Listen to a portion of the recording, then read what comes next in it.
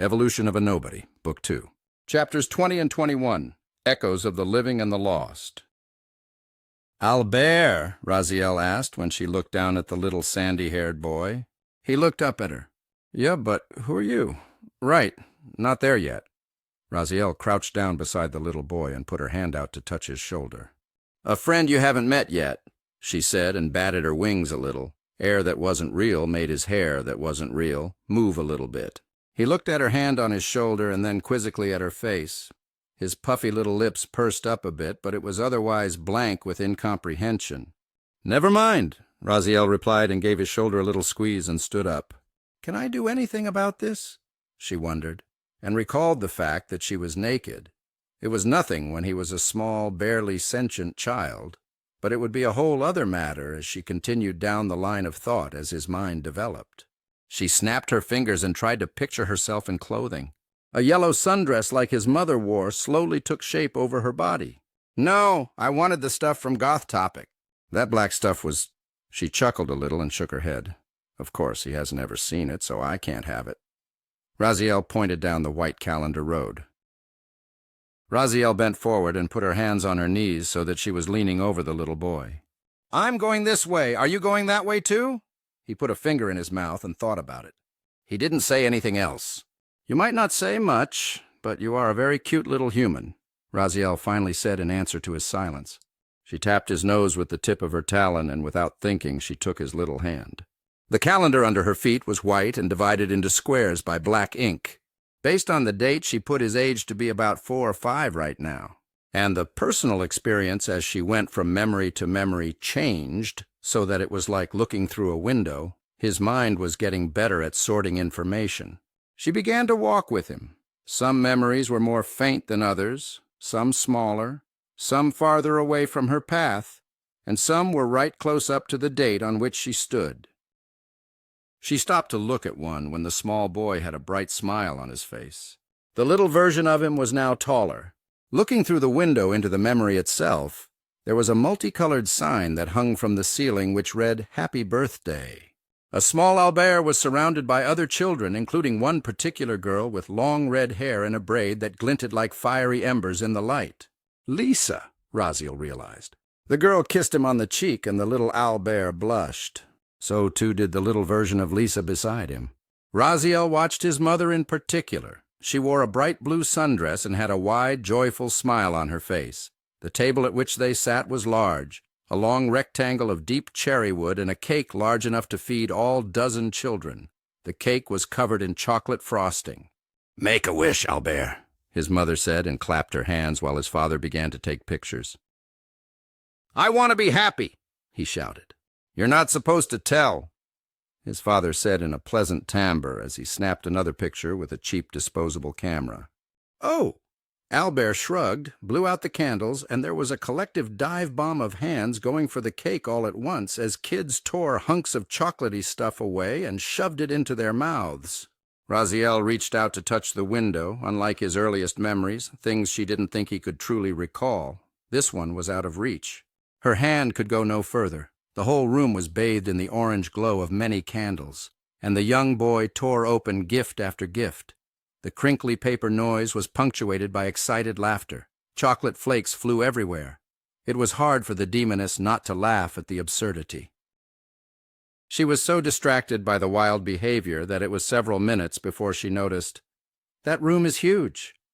It's larger by itself than the whole of our home now." She felt a tiny hand squeeze hers and looked down. The little version was tugging her away. Raziel let her eyes linger a little longer, just for a moment, and then gave in. "I just need enough information about her mannerisms, her voice, just to pull her off. Wait, no, for Leala to pull her off. Or, wait, I want to do it. I want to—" A twinge of greed touched her. "I don't want to share this," she realized. This is different." She found herself staring at a memory, the warm embrace of his mother as she tucked him into bed. The woman then crouched down beside the mattress and looked beneath the frame. "Nope, no monsters here, but if they show up, don't worry, I'll fight them for you," she said, and when his face beamed like the sun, she kissed his forehead, wished him good night, and sashayed out of the room before closing the door. Raziel stayed and watched it on a loop several times. "I shouldn't linger too long like this." She told herself and forced herself to walk on. The days passed beneath her feet and turned into weeks. The weeks gradually turned into months. But Raziel did not stop for more than a few minutes again until she passed another birthday and found another window that was very close to the calendar path. She looked into the window, and there was a taller Albert, still very young, and his angry mother was bellowing like a lioness at an administrator. "You know damn good and well it wasn't my son who cheated on that test. You're just blaming Albert because Bartholomew's family is rich and donated a hefty sum to this school." On the other side of the desk, a portly administrator inched his chair away from the woman. Albert was clinging to her, his arms around her waist. "I didn't do it." "He did." "He always cheats." "I understand why you'd say that," the administrator said and put his hands on the desk in front of him. "Anyone would understand a mother's place." He tried to smile placatingly, but she would have none of it. "Don't you give me that patronizing tone! I'll have you know it's more than that. My husband has had him tested. Albert scored in the top 3% in the country. He has no need to cheat. But Bartholomew, I know that boy. He looks shocked that a button fits through a buttonhole. But ma'am, we have multiple witnesses who all say they saw your son cheat. I just have no discretion here." The administrator seemed unwilling to roll his chair back under the desk, despite towering over the woman who sat in front of him with her son. "Have them take the test again. Both of them right here, where nobody can cheat. We'll see how they score. I'm sure you do have witnesses, and I'm sure all of them just happen to have a chance to talk to their parents first, and that those parents all work for that idiot boy's idiot family. My Albert is a good boy. He doesn't lie or fight or cheat. Give him the test again." "That wouldn't really be appropriate." We've already concluded the investigation, you see. I'm afraid we'll expel your son from the Reitland Institute of Private Learning effective immediately." He put a hand on the telephone on his desk, palm so sweaty that the beads of it were clearly visible on the black appliance. "Now do you remove yourself, or do I call the police?" "Damn you!" Albert's mother shouted and shot to her feet. Her hands went tight around the boy's shoulders, and she stared with baleful hatred down at the balding administrator and stormed out with Albert at her side. Raziel looked down at the boy at her side, who clung to her hand. "I like her," she said, and looked down the long calendar path. It led far into the darkness. "It's so hard to believe a woman like that," she mumbled and shook her head. "Let's move on," she said with haste, and began to walk past number after number. She paused briefly at another window. "I got the position," Albert's father was shouting and hugging his family. "Head researcher! They're finally taking my hypothesis seriously. There's a real chance that we'll revolutionize chemistry and pharmaceuticals with this data. We can alter the whole damn world one day. Cure cancer. Hell, eliminate all disease, even basically write it out of existence. That's great, Dad, but can we go fishing?" Albert asked, and the bushy bearded father nodded with wild enthusiasm. "Hell yes, we can go fishing. Go downstairs and get the gear." "Dear, do you want to go too?" Raziel looked down at the boy beside her, her best guess that he was now around 10. He approached the glass and pressed his face and hands to it. The scene transitioned almost immediately to the lake. Albert's mother was by the shore, cooking outdoors. Grills, that's not that different from roasting on a spit, I guess. It's so hard to believe that this man could... Raziel forced herself not to think and only to watch. The lake was a pure blue, the waters almost totally still except for the ripples made by a wooden rowboat. Albert was holding a fishing rod in hand. Smoke was coming up from where Albert's mother worked, and Raziel tried to focus on her, the way she walked, with long, busy steps when she went from a long table full of plates and bread and back to the grill. She had a straight back and never seemed to look down, only straight ahead wherever she was going. Her hair was a little shorter now, but still had its luster. I figured from the body that she once had beautiful hair. I guess I was right. I got one. I got one, Albert shouted and began to tug on the line. Great job. Give it some line, now pull! His father called out and set his own rod down to inch himself to where Albert sat in the boat. It rocked back and forth. Now give it some more line, then pull! Raziel watched the battle on the water rage on. I don't want to know if they get it or not. I'd rather just figure they did. Her heart ached. The dour boy's face was bright as the sun as the bigger man's hands folded around his own and they worked the line together. She walked on. Memory after memory fed her details about Albert's mother. The next new school, more memories with Lisa coming over. Their first little touches that seemed like they could have become more than friends. Albert's memories slowly ceased to be windows and became screens like a television, even more remote than the sealed windows, and the apparition beside her finally said something new. "So, you're really a friend?" "Yes," Raziel replied. "Like I said, we just haven't met yet." She repeated the statement, and the now 13-year-old Albert looked at the long calendar path. "So you're on here? If we keep going, I mean," he asked. "Yes," she said and squeezed his hand again. "Am I in hell? Did I die and you're taking me somewhere I don't want to be? Did I do something bad?" Albert asked, and looked down at the taloned fingers that were closed so gently around his own. Raziel stepped close to him, so close her breasts were almost brushed against his chest. Her eyes blinked slowly several times.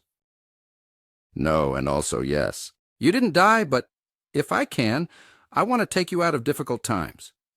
"You sound like you mean that, but this—" He gestured to the calendar path. "I've heard that a person's life flashes before their eyes when they die, and here we are." "Is that so?" Raziel's curiosity was piqued. "That's not how it is for us, but at least I can promise you that you're not dead. If you want the truth, I'm surprised you're here with me this way." "Am I in a machine?" Albert asked. His voice cracked a little, and he scratched a big red zit on his cheek. "No, you're on your bed. You're, I guess, about 4 years from the present." Raziel answered and watched the deep brown eyes study her intently. "Then this is my head. Where else should I be?" he asked. Raziel scratched the horn on the left side of her head. "I guess that's a good point, but still. Humans don't have any natural defenses, and the last time you let me in your head it looked a lot different." "Like, a lot?" "This is much closer to what I'm familiar with, which is probably a good thing. But maybe it was because those were more recent, or maybe because I've been in here before. I don't know. Why are you looking through my head at all?" Albert asked with a tiny frown. "To help you." Raziel said instantly and put her hand up to his cheek. "I promise." He was very quiet. "I kind of believe you, but I don't see why you'd do this, or why I'd let you." "Because trust unshared is a worthless thing," Raziel said with a little smile as she quoted Albert's father. "We put our faith in you when we had no choice, and you put your faith in us. I know you see me as a demon and what your world's mythology is about us, but other than my sister, you're my best friend in this world." Albert looked down at the calendar path. Okay. Raziel stopped more frequently after that. "I need more current memories for the whole picture."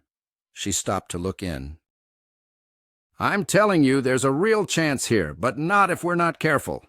Albert's father was shouting outside the door. She couldn't see Albert's father, but her mother was in the same room as him. Albert was sitting in front of his game system. Kami. Raziel immediately recognized her own favorite game, and his mother was sitting with him trying to talk. "Your father has always done well for us. You just have to have patience. It's a big job, and he loves you and me. Just be patient. Everything will be fine. Just be good, okay?"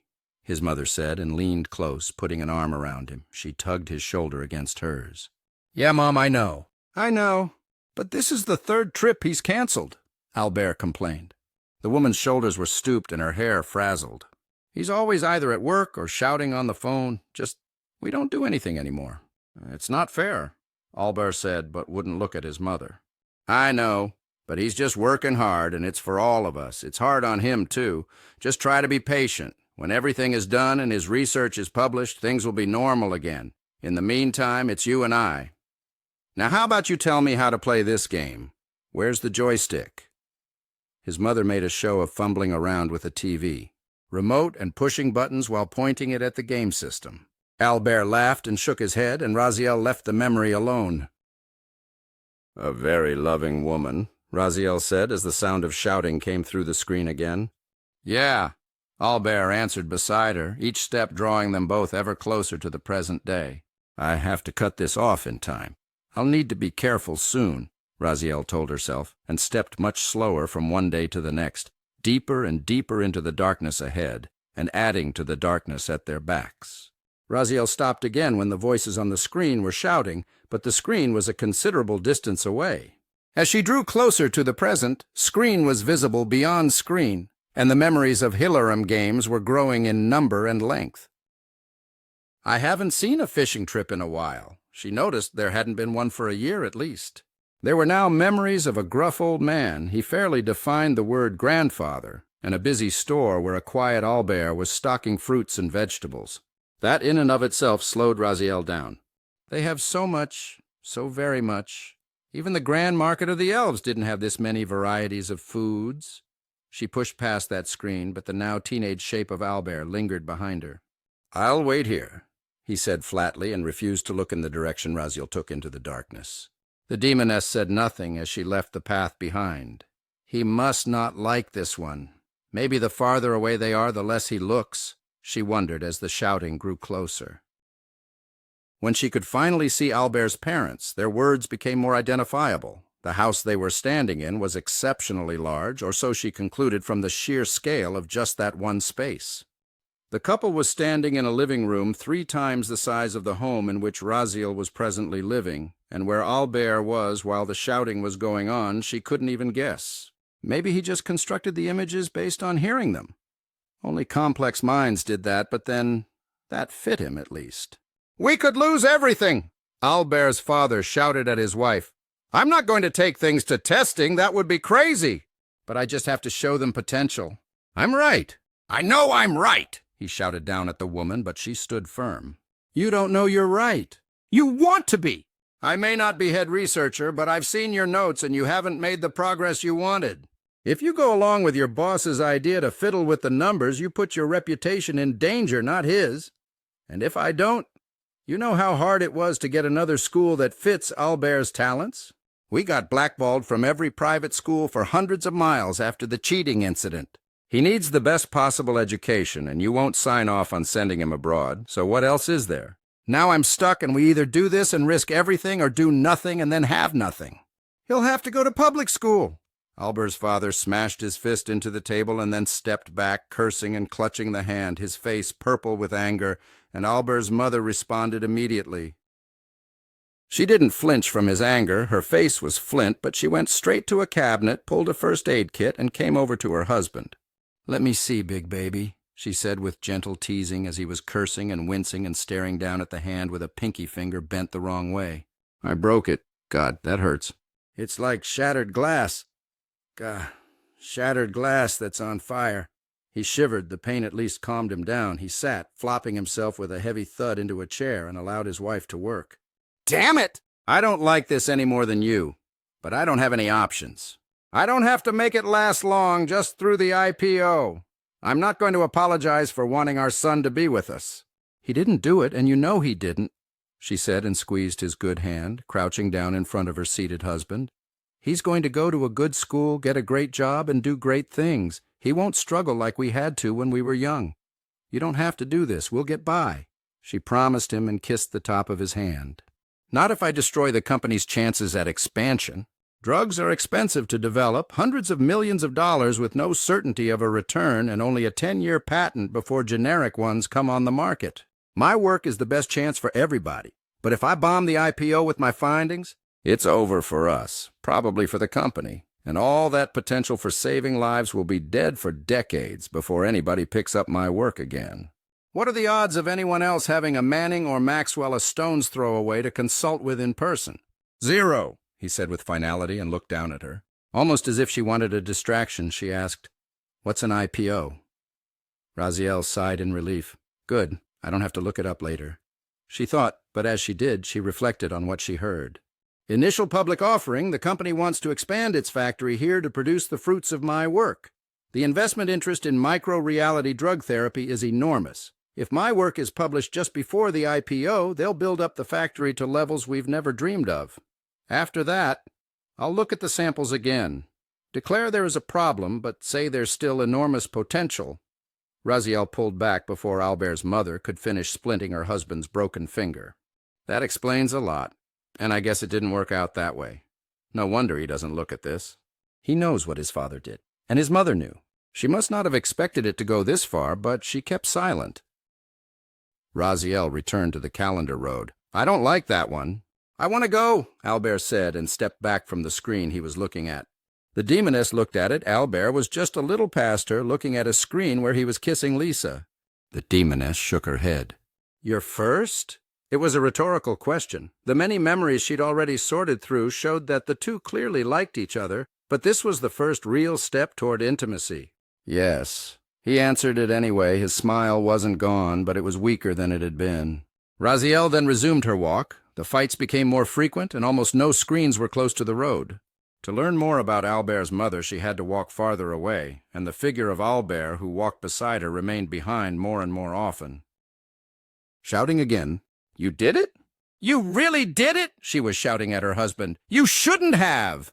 Her fists were clenched, and from the view she had, she could see Albert reflected in a glass cabinet. He was present for this one, Raziel realized. "I tried to stop them," Albert's father swore. His eyes were wild with panic and fear. Sweat ran like rivers down his face, and he grabbed his wife's shoulders. "You have to believe me. It wasn't supposed to. I had no choice. Honey, Albert." There was a knock at the door. "Police." "Come on out, doctor." "Lamarck, don't make this difficult." Muffled voices came through the door. "Idiot!" she whispered and stepped close to him. She began to thud her forehead against his chest. Her entire body was trembling. Small fists thudded against his unresisting chest. "Fool! Idiot! Fool!" She wept as much as he sweat, her tears staining the white lab coat he still wore. All those people. And now we're ruined, too. What do we do now? He leaned close to her. "A doctor." "Lamarck." The voice was far more crisp, commanding. "I'll be right there. Let me just say goodbye," he shouted over his shoulder. What must he be thinking, looking around at that big, opulent room? Kings don't have so much fine crystal. A long, dark table, the cabinet with a glass pane that revealed fine crystal and ornate plates. A chandelier overhead that could have been in a royal palace, and the whole room aglow with the faint orange light of the dim bulbs. His shout actually echoed a little off the walls. "Nothing. You do nothing. Do you hear me? I'll protect you.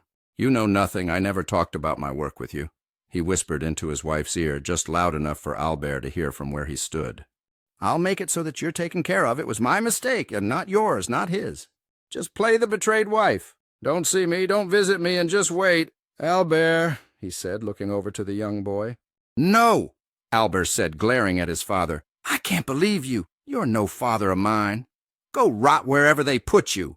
He hissed and pointed toward the door where the police waited. "Doctor." Lamarck stepped away and went for the door, and Raziel stepped back, watching his wife collapse to her knees in a sobbing mess, and Albert came close to comfort her. "I should see this part. At least some," she realized, though her heart ached at the watching, listening to the closing door and the retreating steps beneath the sound of choked sobs. "Mom, it's okay. I don't know," he said, and folded his arms around her. "If it's just us, we'll get by, just the two of us." "Albert, my Albert," she said, and hugged the boy in return. Raziel stepped farther back, a clearer picture of the woman's nature formed in her mind. "I can make do, maybe just one or two more to be sure, but I need to cut it off soon," she realized. "If I come to the part where he finds her body—" She shivered so much that her wings were almost flapping. Only when she had control over herself did Raziel return to the Calendar Road. Raziel stopped again at a close-up screen that was a bright white glow. "We'll be all right in a smaller place, I promise," Albert's mother said as she rushed him out the door. Everything was a blur, and it wasn't a moment before Raziel realized why there was a coat over Albert's face through which he could barely see. "Boo! It's them!" Raziel couldn't tell who spoke. The voice wasn't familiar, but through the blurred covering she could make out a crowd lining the sidewalk ahead. Flashes of cameras were going off. "Did you know what he did? Were you involved? You bitch! Your husband killed mine?" A mix of what Raziel realized were reporters and protesters were gathered. "No comment!" his mother shouted, and Raziel stepped away when she saw people get much closer and heard the woman cry out as if she'd been struck just after shoving Albert into the back seat of her car. "Why do you think they'd ask if she was involved?" Raziel asked of the now despondent-looking young apparition beside her. "She worked at the same hospital where my dad's tests were done. She's a nurse. She was a really good nurse. She even won a bunch of awards. I guess they assumed she handled experimental samples and patient testing. That she had to know, so was just as guilty as he was." Albert answered her and then asked, "Are we going to get to the part where I meet you yet?" I'm really curious about how I came to meet a demon. By the way, I'm still assuming you're not just some figment of my imagination or the manifestation of my subconscious." He saw the blank, confused look on Raziel's face and laughed. "No, I guess not," he added. "We won't be going that far, but will you remember my visit when I leave your head and return to the normal world?" Raziel asked with quizzical curiosity. "How should I know? You're the first demon to ever show up in here. And this is really weird." He answered with a big shrug of his shoulders and spread his hands apart in helpless surrender to the question. "All right, that's fair," Raziel answered and continued the trek forward.